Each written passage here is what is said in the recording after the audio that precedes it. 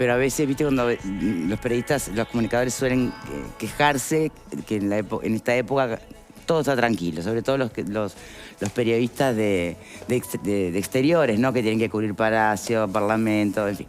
Bueno, vamos entonces con lo que pasó el domingo.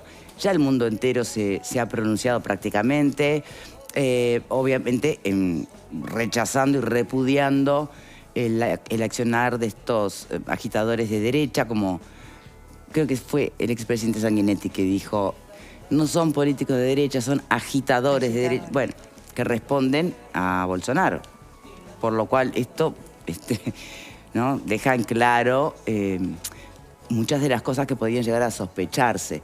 De ahí el propio Lula acusa a Bolsonaro directamente de ser responsable de esto, que fue un intento de golpe de Estado, se puede calificar como tal, fue una revuelta ridícula, ¿qué fue en definitiva? Y ojo al gol que hay, que está el gobernador de Brasilia, separado del cargo en este momento por disposición de la justicia, justamente porque muchos entienden que esa escalada de violencia solo se puede explicar por negligencia o complicidad de quien tiene que hacerse cargo justamente de la seguridad del lugar. Es por eso que esta persona, Rocha, no Rochas, no sé si es Rocha o Rocha, el gobernador está en este momento en tela de juicio. Y casualmente siempre fue un aliado de Bolsonaro. En fin, mucho para analizar. Vamos a repasar la crónica de Telemundo y después debatimos. Perdón, bienvenido. Muchas gracias. No, salude, que se le extrañó. Buenas tardes, muchas gracias. Un placer de volver, ¿no? Después de una semana, El placer de estoy volver. re contento, ¿se me nota? Sí, bueno, es como que todos los días más o menos parecido. No, yo te quiero, yo te extrañé. Me voy de nuevo. No. Venga a trabajar. Bueno, vamos a la crónica de Telemundo.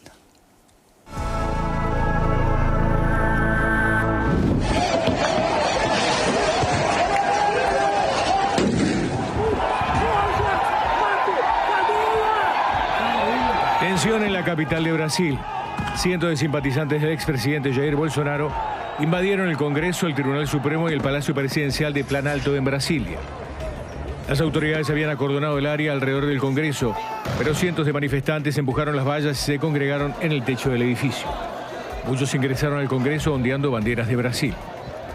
Protestaban contra el regreso al poder de Lula da Silva, quien derrotó a Bolsonaro en la segunda vuelta el 30 de octubre y fue investido el 1 de enero como nuevo presidente de Brasil. El mandatario ya había gobernado el país entre 2003 y 2010.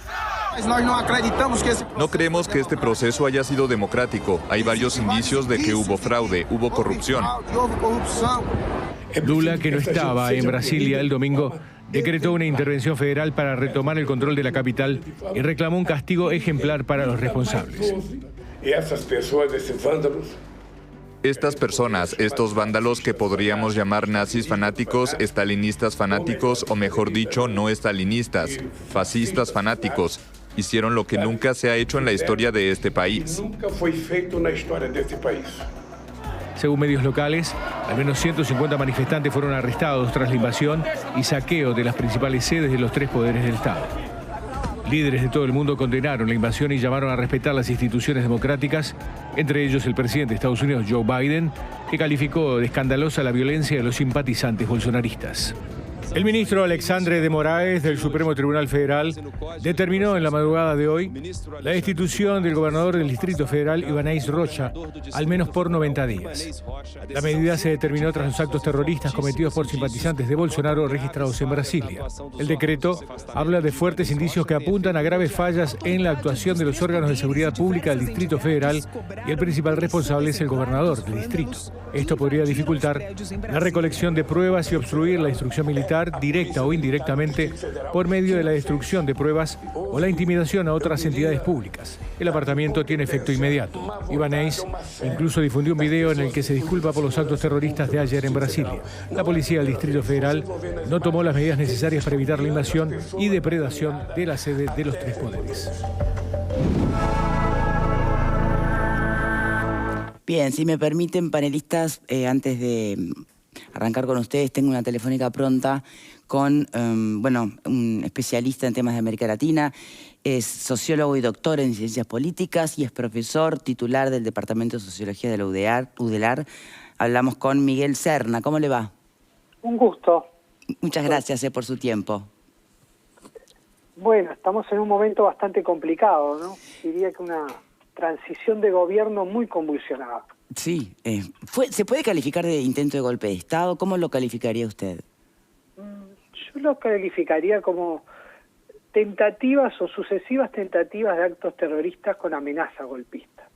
Porque no hay una organización que lleve o proponga hacer un golpe de Estado, pero sí hay amenaza de quienes los organiza.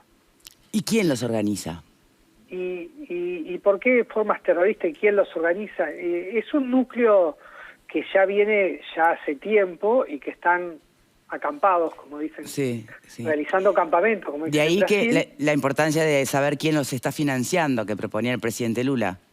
Sí, de hecho, el Poder Judicial en estos momentos está realizando tres tipos de investigaciones con respecto a lo que pasó. Una de ellas tiene que ver con quiénes fueron los que físicamente llevaron a cabo estaban los ahí, actos sí, claro. de vandalismo, pero otro tiene que ver con el financiamiento y otra tiene que ver con los posibles mentores de la organización propiamente dicha, porque no es algo menor. Si uno conoce un poco Brasilia en enero es bastante antipática para estar, ni para menos para estar en campamento. Entonces eso supone un nivel de organización muy importante. Bien. Muy importante y alguien que lo está financiando. Son grupos si uno mira, porque digo una cronología que esperemos termina acá, pero no lo sé. Uno empieza antes de la pose, antes de la toma de posesión de Lula, con el ataque armado de una comisaría en el Distrito Federal, en Brasilia, luego el atentado al aeropuerto de Brasilia en Natal, en Navidad, y ahora el asalto, ¿no? Uno ve la sucesión y no es un fenómeno aislado ni una persona. Cuando uno mira quiénes lo están, por lo menos o quiénes fueron responsables, aparecen. Por ejemplo, el del atentado era un empresario del transporte, que era parte de los grupos bolsonaristas, que había participado de las redes. O sea, no es una persona en particular que está actuando sola. No, está claro. Entonces y cuando el presidente Lula señala como el responsable a Bolsonaro, a ver, un expresidente que no asume la derrota, que no entrega la banda, que de alguna manera no reconoce el acto eleccionario, se necesita más prueba de, por lo menos la responsabilidad simbólica de esto. No, bueno, es que justamente los riesgos y los cuestionamientos a la democracia brasileña están en dos carriles, ¿no? Uno, estas prácticas desleales, estas prácticas terroristas propiamente dichas, ¿no? De grupos organizados, pero por el otro lado está el no reconocimiento de Bolsonaro y de la oposición. Primero el resultado electoral, cuestionamiento al voto electrónico, después el irse del país en el momento de la asunción, no es un gesto más que simbólico. Y hoy es pobre. Y el tercero son las declaraciones. No, bueno, ahora vamos a las declaraciones, pero el cuarto está internado ahora. Sí. Y recuerda cuando fue atacado por la izquierda, lo recuerda. Bueno, él todo como un... Sí. Él utiliza el juego entre víctima y victimario todo el tiempo. Pero también estas declaraciones ambiguas entre los silencios y entre que reconozco y no reconozco. Bueno, vamos a recapitular por si alguien no tiene muy claro. Vos decís, bueno, le estoy hablando al televidente, Serna. Sí. A ver, ante lo sucedido, ¿qué es lo primero que vos esperás? Que el expresidente se desmarque, y se desmarque con absoluta contundencia. ¿Y qué pasó? No solo se desmarcó muchas horas después, si se llegó a desmarcar del todo, y con un discurso que fue muy genuflexo, porque es muy breve lo que dice. ¿Lo puede repasar, Serna? Sí. A ver, lo que dice él y lo que va a decir el vicepresidente de él, que es un senador y que es una persona clave, porque es el que estuvo en la transición del mando, ¿ah? Y una parte de los bolsonaristas, todos dicen más o menos lo mismo. En parte silencio y en parte condenan los vandalismos, porque dicen que eso no es parte, pero al mismo tiempo saludan la manifestación pacífica. La manifestación pacífica como parte de la democracia. Queriendo decir que, porque a ver, ahí se lee entre líneas y ¿qué se lee? Se juegue que sí, que no al mismo tiempo. Por eso digo la ambigüedad no hay como un reconocimiento o una no reconoce. No hay como una insistencia implícita de ¿es razonable que se manifiesten porque hubo fraude en las elecciones? ¿O es mucho pensar? Bueno, ese es el argumento, pero la cuestión es que va más allá del fraude, ¿no? Si yo pierdo, entonces prefiero un golpe de Estado que mantener la democracia. Y ese es el discurso que pone en riesgo la institucionalidad. Pero a ver, eso sí, ¿no es ir muy lejos? Porque una cosa es estar convencido, en el mejor escenario, ¿no? Que esté convencido de que hubo fraude eleccionario, y otra es creer que aunque no haya fraude voy a algún golpe de Estado porque no me sirve. Bueno, eso es lo que dicen los manifestantes. Los manifestantes están llamando, a ver, los campamentos están frente a los cuarteles del ejército. Sí. Entonces, también es simbólico, que a quiénes están llamando. Y uno puede decir, los resultados fueron bien o mal, pero digo, la democracia se basa en la rotación en el gobierno. Entonces, en definitiva, lo que no están es reconociendo, cuando en realidad la bandera es, si no salí, mejor que venga el ejército, es no reconocimiento de las reglas del juego. Esa es la parte complicada, la parte que pone en riesgo. Obviamente no lo dice así ni Bolsonaro ni los que están, pero ni los que están en la oposición, pero los líderes de la oposición hay como dos fracciones, y lo que no sabemos es cuál de esas dos fracciones va a predominar. ¿Por qué? Porque hay una fracción que dice, no, esto no es parte del juego institucional, sobre todo el tema de la destrucción del patrimonio público, todos se han separado, no, esto nos quiere hacer confundir, no es parte de la derecha. Claro, nos quiere poner en una bolsa antidemocrática. Exactamente. Entonces, hay una parte de la oposición que está diciendo eso y entonces apoya. Pero hay otra que tiene esta ambigüedad. La ambigüedad que también está, mientras que ustedes están pasando la cronología, hay dos acontecimientos también muy importantes después de lo que sucede todo el domingo. Hay tres, que yo diría. Uno es la destitución del secretario de Seguridad del Distrito Federal, el que estaba encargado de la policía. Rosa. Que no es cualquiera, era el ministro anterior de Seguridad de Bolsonaro, que además había viajado a Estados Unidos. Bien. ¿Y qué más? El segundo es la suspensión del gobernador del Distrito Federal de Brasilia, donde está el gobierno, por 90 días por el Poder Judicial. Exacto. Y también un aliado de Bolsonaro, ¿no? También un aliado de Bolsonaro. Sobre ellos son los que pesan las sospechas, sobre todo sobre el secretario de Seguridad, que además había viajado a Estados Unidos. Entonces, ahí es donde viene hasta dónde hay o no hay, que por ahora el gobierno ha sido muy cauto con respecto a no acusar de ninguna forma.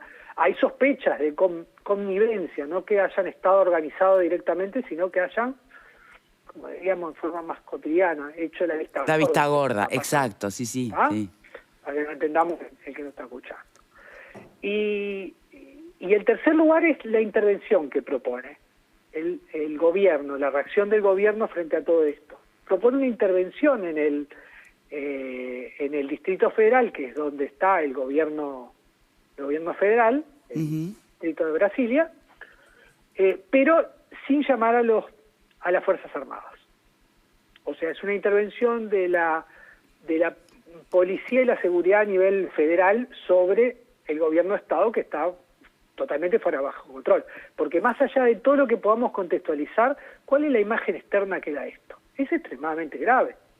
Y es lo que en definitiva querían mostrar, una idea de caos, ¿no? Transmitió una idea de caos, que es lo que todos los videos transmitieron. Bueno, cualquier persona entraban a cara descubierta, entrando a cualquier oficina, destruyendo muebles, rompiendo vidrio, rompiendo cuadros, rompiendo patrimonio histórico de la época colonial, de Brasil, etcétera, ¿no? Y ahora me gustaría también, como mencionar dos cosas de las repercusiones, ¿no? La repercusión internacional y la repercusión nacional de todo esto, ¿no? La repercusión internacional, por un lado, un masivo rechazo y solidaridad con el gobierno democráticamente electo. Sí. Pero por el otro lado hay un debate que en realidad, y no es casual que Bolsonaro también está ahí, de este intento de reavivar las extremas derechas. Bueno, es que por ahí muchos están opinando, reflexionando sobre si esto no fue una suerte de emular lo que pasó justamente en Estados Unidos con Trump, ¿no? Y ahí el debate además está hoy también en Estados Unidos, porque hay algunos demócratas que están pidiendo la expulsión de Bolsonaro, que no va a ser en lo inmediato, porque eso lleva un montón de cosas, pero está ahí presente. O sea, también hay un impacto externo de la política, sobre la política norteamericana y sobre el posicionamiento. Y después está la política interna y la sociedad brasileña, que realmente me preocupa. Porque en realidad, si uno mira estos días, bueno, como uno ve dos escenarios que probablemente estén mezclados y vayan a seguir por un buen tiempo. Un escenario que es que continúe y se agrave esta polarización política y social, ¿no? Porque hay cosas que están en manos de los gobiernos y otras que están en manos, ya se trasladan en la vida cotidiana, sobre todo a través de las redes sociales, que fue lo que manejó muy fuertemente el bolsonarismo, pero que también maneja el actual gobierno, el Partido Trabajador, etcétera. Y por el otro lado, bueno, el escenario más optimista, que sería, bueno, una lenta moderación de la derecha más extrema y una adaptación pragmática al juego, que todo va a depender del juego de cuánto avance la justicia en... Bien, pero hay quien puede incidir más. Puede incidir más la justicia o puede incidir más los políticos de derecha, que no sean de extrema derecha o la radicalizada. ¿Quién tiene más poder ahí o palanca para poder bajar un cambio a la situación general? Para bajarles poder y para limitar este tipo de acciones es la justicia, porque la justicia tiene mucho poder, y recordemos que en el actual gobierno ahora Moro, el ex juez Moro, también salió a hablar está condenando, participando de este gobierno. Sí. Puede ser un fortalecimiento del Poder Judicial, que tiene mucho poder en Brasil, un elemento de moderación de estos fenómenos. Todo depende de cuánto vayan, si efectivamente llegan a los financiadores, si ponen límites reales, que hasta ahora no vimos, porque si uno ve el corto plazo, bueno, en realidad uno ve varias ¿Cuántos detenidos hubo en definitiva? Bueno, ayer empezaron diciendo... Unos decían 1.200, otros decían, no sé. No, detenidos o procesados. Procesados aparentemente están hablando de cientos. Entre 200 y 300. Pero después detenidos aparentemente hubieron 1.000. Sí. Pero capaz que hay que ver si estaban ahí pues estaban mirando o si estaban ahí pues estaban participando, ¿no? Sí, pero en realidad los procesados, y hay que mirar un poco, y claro, y la justicia es lenta, digo, porque también hubieron procesado en los otros fenómenos, el ataque a tiros a la comisaría hace poco, hace menos de un mes ahí en Brasilia, y también con el que apresaron por el tema del atentado terrorismo al aeropuerto. O sea, son varios. El asunto es si efectivamente el Poder Judicial puede poner un poco de freno o no. Y los militares, que están también en una situación de distancia relativa con respecto a, ¿no? Porque sobre todo hay que mirar lo que dice el ex vicepresidente de Bolsonaro, que también hizo declaraciones a medias tintas sobre esto, asegurando la institucionalidad, no cuestionándola, pero al mismo tiempo diciendo, bueno, no, los militares no hay que meterse. Por eso que también el nuevo gobierno se manejó con mucho cuidado y no llamó a la intervención de los militares en esta situación, que podría haberlo hecho. Cosas menores en Río de Janeiro llaman a los militares, mucho menores, en términos de gravedad. Entonces es una situación extremadamente compleja y con un clima de polarización política y de polarización social, ¿no? De falta de convivencia social, porque eso no es menor, es un fenómeno nuevo o relativamente nuevo en Brasil en el plano político. Brasil es una sociedad que tiene un nivel de violencia importante, pero nunca se habían cruzado tan fuertemente con la política como en los últimos tiempos. Bien. Bueno, Sorna, yo le agradezco mucho por su análisis, por su tiempo. Retomaremos el debate inmediatamente después de la pausa con los panelistas. Muchísimas gracias. No, gracias a ustedes. Un gusto. Un gusto. Bueno, ya venimos, ¿eh? Muchas de las cosas que manejó, que plantea Serna, obviamente tienen buen material para debate. Ya venimos.